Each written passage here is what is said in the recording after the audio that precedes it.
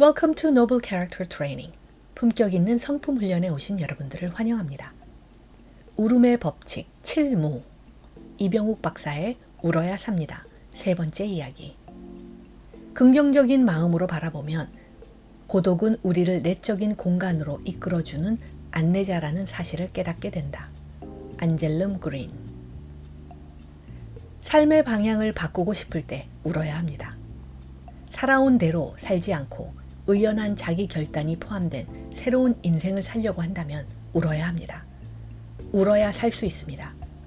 새로워진다는 것은 결코 쉬운 일이 아닙니다.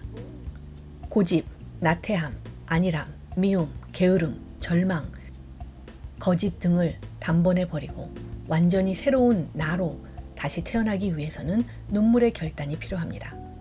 어제와 오늘 사이, 즉 해묵은 과거와 새로운 오늘 사이에 있는 눈물의 다리를 건너야 합니다. 살고 싶을 때 울어야 합니다. 준비를 해왔든 그렇지 않든 죽음 앞에서 위축되지 않는 사람은 없습니다. 예정된 죽음을 통보받은 사람은 누구나 당황하고 극심한 슬픔에 빠지게 됩니다. 눈물이 아닌 통곡이 이어지고 절대자 앞에 매달립니다. 이스라엘의 신실한 왕 히스기야의 경우를 봐도 그렇습니다. 성경은 그의 사연을 이렇게 전하고 있습니다. 그 무렵 히스기야가 병이 들어 거의 죽게 되었는데 아모스의 아들 이사야 예언자가 그에게 와서 말하였습니다. 주께서 이렇게 말씀하십니다. 내가 죽게 되었으니 내 집안의 모든 일을 정리하여라. 내가 다시 회복되지 못할 것이다. 이 말을 듣고서 히스기야는 그의 얼굴을 벽 쪽에 돌리고 주께 기도하여 아뢰었습니다. 주님, 주님께 빕니다. 제가 주님 앞에서 진실하게 살아온 것과 온전한 마음으로 순종한 것과 주께서 보시기에 선한 일을 한 것을 기억해 주십시오. 이렇게 기도하고 나서 히스기야는 한참 동안 흐느껴 울었습니다. 이사야가 궁전 안뜰을 막 벗어나려 할 때 주께서 이사야에게 말씀하셨습니다. 너는 되돌아가서 내 백성의 주권자인 히스기야에게 전하라. 내 조상 다윗을 돌본 나 주 하나님이 말한다. 내가 기도하는 소리를 내가 들었고 내가 흘리는 눈물도 내가 보았다. 내가 너를 고쳐주겠다. 열왕기하 20장 1절에서 6절 말씀. 예언자는 와서 당신이 죽게 되었으니 어서 죽을 준비를 하십시오. 모든 일을 잘 정리하셔야 합니다. 병이 나을 확률은 없습니다. 라고 말합니다.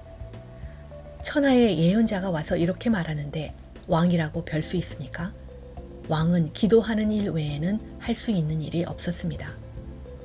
주님, 지금까지 제가 주님 앞에서 잘 살아왔지 않습니까? 좀 봐주십시오. 왕은 진심 어린 기도를 올리고 소리내어 한참을 흐느껴 옵니다. 그것을 보신 하나님은 특별한 결정을 내리십니다. 내가 내 기도를 들었고 내가 흘리는 눈물도 보았다. 라고 말씀하시며 특별히 생명을 15년 더 연장해 주십니다. 살고 싶다면, 살아야 할 이유가 있다면 하나님 앞에서 우십시오. 체면과 자존심 모두 버리고 우십시오. 왕까지도 그렇게 했고 그 왕은 하나님 앞에서 나음을 입었습니다. 살고 싶을 때 울어야 할 이유가 여기에 있습니다. 마음의 짐을 벗고 엎드리십시오. 삶에 대한 근심이 우리를 살리진 못합니다. 미래에 대한 근심은 쓸모없는 것입니다. 아무리 많은 양의 근심일지라도 그 근심에는 에너지가 전혀 없습니다. 오히려 더 심각한 무게로 삶을 짓누를 뿐입니다. 근심은 마음을 분리시키고 나누어 놓습니다. 여러 갈래로 마음이 나뉜 것이 바로 근심입니다. 우리를 죽음으로 몰고 가는 것은 근심, 불안, 메마른, 미움 같은 것들입니다. 살기 위해서는 그것들로부터 자유로워져야 합니다. 자유로워지기까지는 긴 여정이 필요하기도 하고 다행히 한순간의 결단으로 가능하기도 합니다. 눈물은 우리의 영혼을 회복시키는 자리로 초대합니다. 회복으로 가는 초청장이 바로 눈물입니다. 용서는 우리가 할 수 있는 가장 강력한 일이다. 근육을 단련시키듯 용서 또한 연습이 필요하다. 용서는 번거로울 수 있다. 때로는 용서하는 것이 잘못을 망각하고 묵과하는 것과 같다고 생각할 수 있지만 사실은 그렇지 않다. 용서는 우리 자신을 자유롭게 하는 것이다. 빅터 E. 프랭클. 용서할 때 울어야 합니다. 몸의 상처가 새살에 의해 회복되듯 해묵은 마음의 상처는 용서에 의해 치유됩니다. 맺힌 것을 털어버려야 용서와 사랑이 들어갈 자리가 생깁니다. 그래야 비로소 치유가 시작됩니다. 어린아이 같은 마음을 회복하는 것도 매우 중요합니다. 어린아이 같이 마음에서 흘리는 순수한 눈물은 더욱 치료 효과가 높습니다. 암 선고를 받은 인간은 누구나 극심한 외로움에 시달리며 죽음의 공포를 느끼고 분노와 두려움에 떨게 됩니다. 그래서 이 상태를 두고 흔히들 혼이 떴다라고 말합니다. 대개 암 진단을 받고 나면 무기력해집니다. 아무런 갈피도 잡지 못한 채 멍한 상태가 되거나 감정을 추스리지 못하고 무감각해집니다. 또는 우울증 환자와 같은 증세를 보이거나 실제로 우울증에 빠지기도 합니다. 눈물을 흘리지 못할 정도로 극도의 감정적 공황 상태를 보이기도 합니다. 용서하지 않으면 죽음의 길은 빨라집니다. 그러므로 분노와 증오가 남아있다면 서둘러 용서하십시오. 그리고 딱딱하게 굳어진 영혼을 눈물로 풀어버리십시오. 눈물은 죽음에서 생의 터전으로 건너가는 다리와 같습니다. 미국 미디어의 제왕인 E.W. 스크립스는 이렇게 충고합니다. 그 누구도 미워하지 마라. 증오는 정신 및 신경 에너지를 불필요하게 낭비하는 것이다. 복수에는 많은 에너지가 소모되는 반면 그것을 통해 얻을 수 있는 것은 아무것도 없다. 용서를 구하는 눈물을 흘리십시오. 누군가 용서를 구해온다면 그 허물을 너그럽게 받아들이십시오. 그것이 서로를 위해 좋습니다. 긍정적인 시선으로 오늘과 내일을 바라본다면 용서하고 용서를 받아들이는 것이 지혜롭습니다. 과거에 묶여있는 한 관계는 내일로 나아가기 어렵습니다. 불행한 과거에 얽매여 용서로 풀지 않으면 스스로 불행의 터널로 들어가는 꼴입니다. 내 마음을 병들게 하고 내 육신까지 망가뜨린 사람을 직접 심판하려고 하지 마십시오. 심판은 우리 몫이 아닙니다. 내가 잘못했어요. 철이 없었어요. 용서해 주세요. 이렇게 먼저 말하도록 애쓰십시오. 용서를 구해야 한다면 하루라도 그 시간을 늦추거나 미루지 마십시오. 용서를 구하는 사람은 살기 위해 청하는 것입니다. 그 사람의 삶의 의지를 꺾거나 방해하지 마십시오. 누군가 용서를 구할 때 우리가 할 수 있는 일은 그 용서를 받아들이는 길밖에 없습니다. 긍정과 인정은 사람의 마음에서 순수히 나오기 어려운 것입니다. 남의 탓을 먼저 하고 남에게 책임을 전가하는 것이 사람의 본성이기 때문입니다.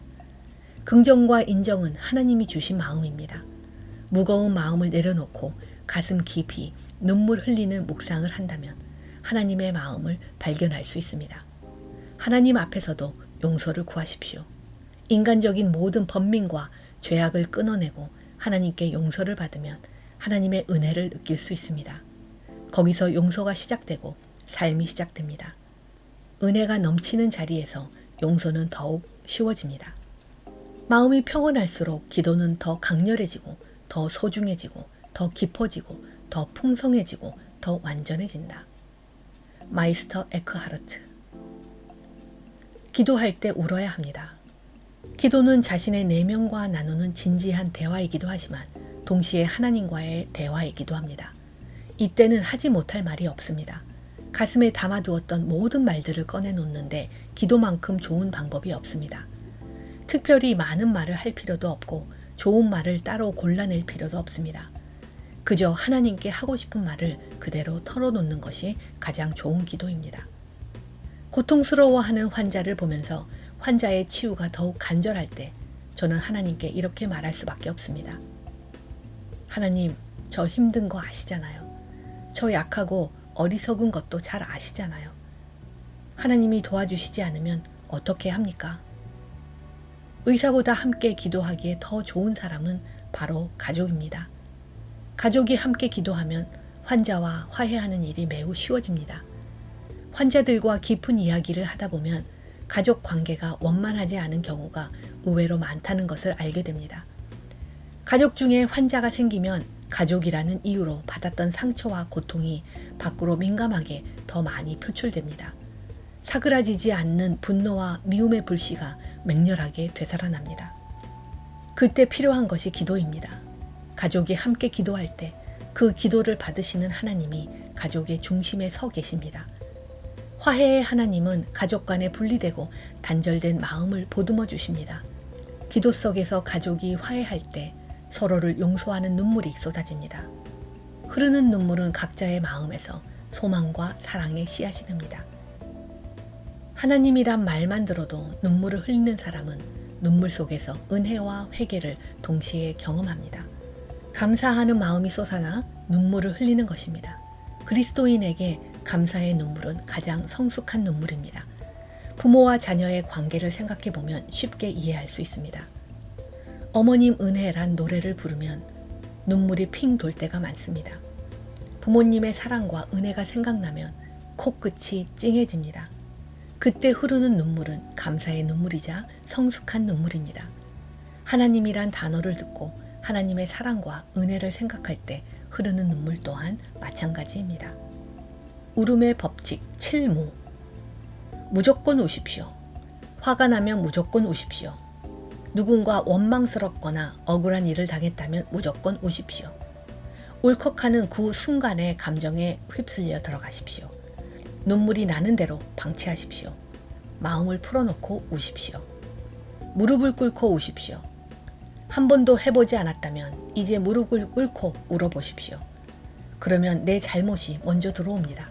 남의 잘못이 아닌 나의 과오가 더 생각납니다. 내가 상처받은 것이 아니라 내가 상처 준 일들이 떠오릅니다. 무릎을 꿇고 흘리는 눈물은 겸손한 눈물이 될 수밖에 없습니다. 우리는 하나님 앞에서 갓 태어난 아기같이 절대적으로 연약한 존재들입니다. 하나님 앞에서 기도하는 가운데 울지 못할 이유가 없습니다. 하나님 안에 있는 사람이라면 하나님의 자녀입니다. 하나님의 자녀가 되면 무서울 게 없습니다. 우주의 창조자이자 주인이신 분이 아버지이기 때문입니다. 우리가 눈물을 흘릴 때 하나님도 같이 눈물을 흘리십니다. 하나님 앞에서 당당하게 흘리는 눈물 덕분에 우리의 영혼은 자유로워집니다. 무조건, 무차별적으로, 무시로, 무수히 무릎을 꿇고 무한을 당하더라도 무엇보다 먼저 우십시오. 우리 편이 되어 같이 울어주시는 하나님이 우리를 자유롭게 하십니다. 눈물을 모르는 눈으로는 진리를 보지 못하며 아픔을 겪지 아니한 마음으로는 사람을 모른다. 쇼펜하우어. 행복한 눈물. 기쁨은 공기와 비슷합니다. 기쁨이나 공기나 우리는 그것들과 함께 있으면서도 있는 줄 모릅니다. 그러나 없어지고 나면 우리는 살 수가 없습니다. 눈에 보이지는 않지만 기쁨은 엄연히 우리와 함께 있습니다. 모든 것이 기쁨인데도 우리는 기쁨인 줄 모르고 지냅니다. 저는 줄곧 남을 돕는 일을 하는 것이 암 치료에 효과적이라고 말해왔습니다. 사랑을 해본 사람, 봉사를 해본 사람은 잘 압니다. 사랑의 기쁨, 봉사의 보람은 그 사랑과 봉사를 받은 대상이 아니라 사랑하고 봉사하는 당사자에게 더욱 크게 남습니다. 암 환자가 다른 사람의 어려움을 살피고 도와주면 기쁨과 보람을 느끼게 됩니다. 그것은 그 사람을 건강하게 만들어주는 엔도르핀이 됩니다. 제 환자 중에서는 구제와 봉사로 암을 이긴 기적을 체험하신 분이 있습니다. 2006년 4월 유방암으로 저를 찾아온 김영미 씨는 늑골, 폐, 척추까지 암이 전이된 상태의 4기 말기암 환자였습니다.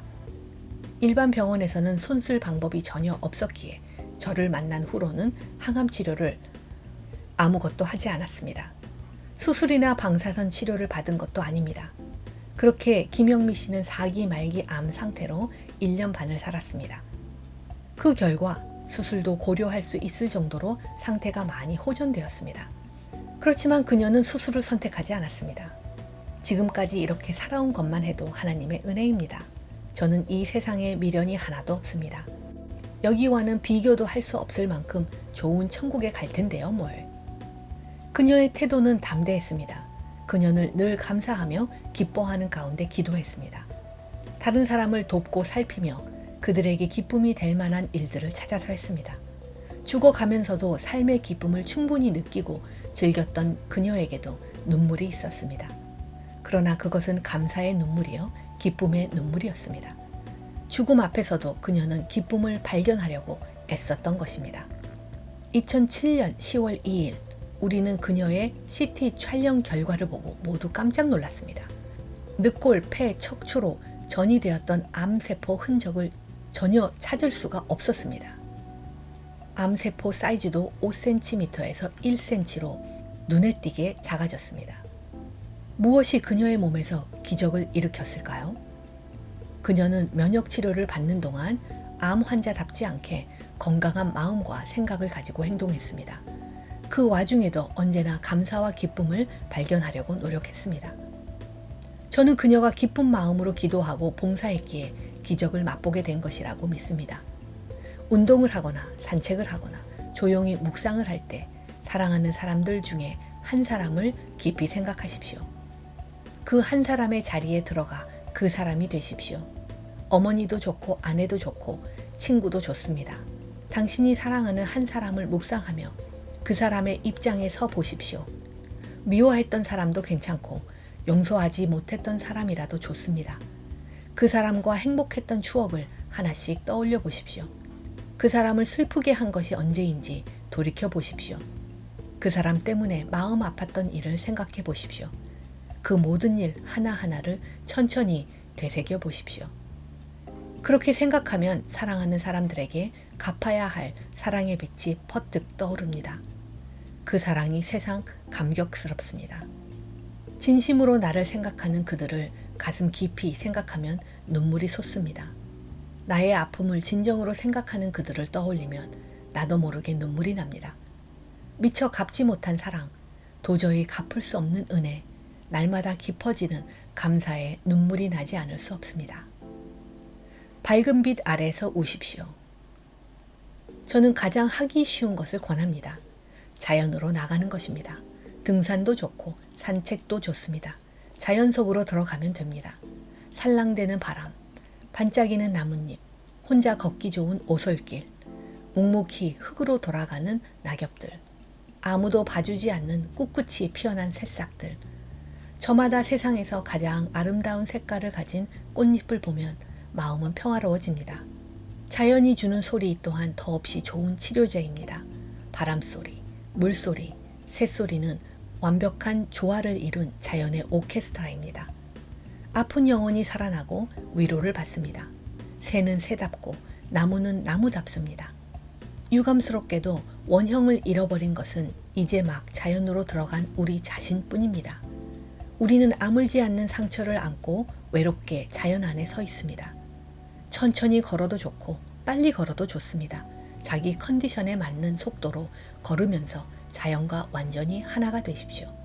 새가 되거나 나무가 되거나 바람이 되어도 좋습니다. 걸으면서 스스로 선포하십시오. 나는 행복합니다. 나는 암을 이길 수 있습니다. 나는 큰 은혜를 입은 사람입니다. 몇 번씩 곱씹어 말하십시오. 큰 소리로 또박또박 선언하십시오. 그러면 그 사실들은 뇌에 각인됩니다. 우리 몸이 알아듣습니다. 그 순간 정말 그렇게 느껴지고 힘이 납니다. 자연 속을 걸으면 저절로 노래가 나옵니다. 감사의 찬양이 자연스럽게 나옵니다. 우리는 어두운 골방이 아니라 밝은 햇빛을 받으며 자연 속에서 그렇게 할 수 있습니다. 혼자 좋아하는 노래를 흥얼거리거나 찬송가를 부를 수 있습니다.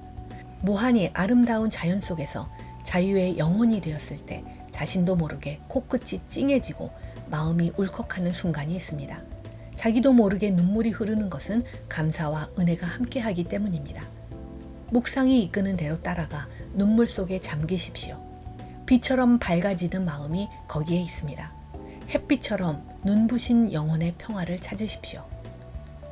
함께 우는 것만큼 사람의 마음을 결합시키는 것은 없다. J.J. 루소. 함께 사랑하고 안아주며 우십시오. 어머니의 암은 어머니의 것만이 아닙니다. 아내의 암세포는 아내 혼자만의 것이 아닙니다. 그것은 내 것이고 내 몸에 있는 것이나 마찬가지입니다. 가족은 사랑도 같이 나누지만 아픔과 고통도 같이 나누는 특별한 존재들입니다.